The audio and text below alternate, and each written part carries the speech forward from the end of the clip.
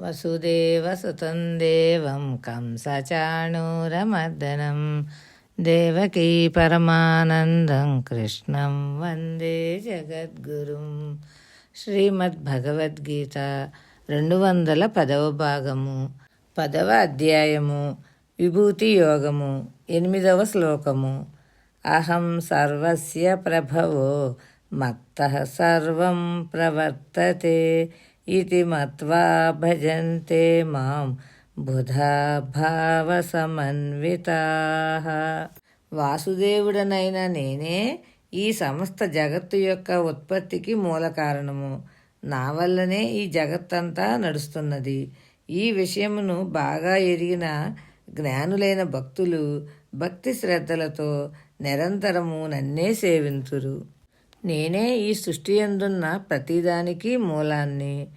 ప్రతి చెట్టుకి ఆకులు, కొమ్మలు, రెమ్మలు, పువ్వులు, పళ్ళు అన్నీ కూడా విత్తనం నుండే వచ్చినా వేర్వేరుగా ఎలా కనిపిస్తున్నాయో అదేవిధంగా నా అనంత దివ్యత్వం కూడా వివిధ రూపాలుగా గోచరిస్తుంది అని అంటున్నారు.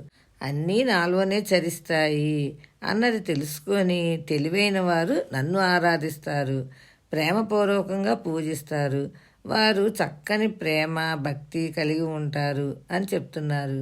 వాయిద్యంలో ఏకస్వరంగా వాయించిన దానికన్నా సప్తస్వరాలతో వాయించిన వాయిద్యమే బాగుంటుంది అని రామకృష్ణ పరమహంస అనేవారు. అదేవిధంగా జ్ఞానంతో కూడిన భక్తితో జీవించడం వలన జీవితం ఎంతో ఆనందంగా ఉంటుంది. చక్కని నిర్మల హృదయంతో అందరినీ ప్రేమిస్తూ ఆనందమయంగా ఉండాలి. భక్తి మార్గము వారికి చాలా ప్రేమనిస్తుంది, మరలా ప్రేమించబడేలాగా చేసుకుంటుంది. కేవలం బుద్ధి మాత్రమే పెరిగి హృదయం పెరగకుండా ఉన్నట్లయితే మనిషిలో మృదుత్వం నశించి మనిషి పొగరుగా నిర్లక్ష్యంగా మారతాడు.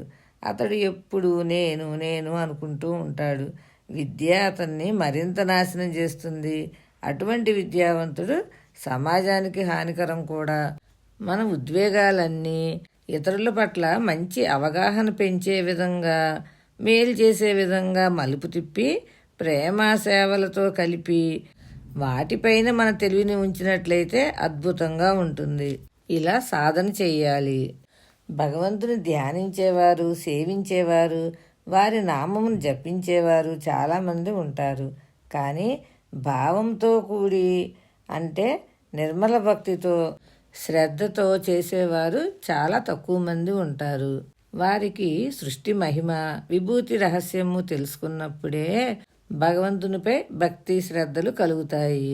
భగవానుడు సమస్త జగత్తుకు మూలాధారుడు. వారి వల్లనే ఈ సమస్తము జరుగుతున్నది అని ఎవరైతే తెలుసుకుంటారో వారికి ఆ సర్వేశ్వరునిపై అచంచలమైన విశ్వాసం కలుగుతుంది. అప్పుడే పరమభక్తితో ఆ పరమాత్మను సేవించగలుగుతారు. భావ సమన్వితాహు అన్నారు. అంటే భగవద్విభూతిని భగవతత్వమును బాగా తెలుసుకున్న వాళ్లే భగవంతుని మీద అపారమైన శ్రద్ధ భక్తి కలుగుతుంది. కాబట్టి అందరూ కూడాను జపమందు కానీ ధ్యానమునందు కానీ మంత్రంతో పాటు మంత్రార్థ చింతనం కూడా ఉండాలి. అది కూడా శ్రద్ధతో చెయ్యాలి. భావం కలగాలి అంటే భక్తి ఉదయించాలి. భక్తి ఉదయించాలి అంటే దైవ మహిమ ఇలాంటిది అని స్పష్టంగా తెలుసుకొని ఉండాలి. ఇలా సాధకులు సమస్తమును సృష్టించినవాడు, అలాగే ఈ సమస్తమును నడిపించేవాడు ఆ పరమాత్మే అని తెలుసుకొని పరిపూర్ణమైన భక్తిభావంతో ఉండి ఆ సర్వేశ్వరుని భజించాలి అని తెలియజేస్తున్నారు. శుభం భూయాత్. శ్రీకృష్ణ చరణారవిందార్పణమస్తు. భగవద్ అనుగ్రహంతో మరికొంత భాగం రేపు తెలుసుకుందాం.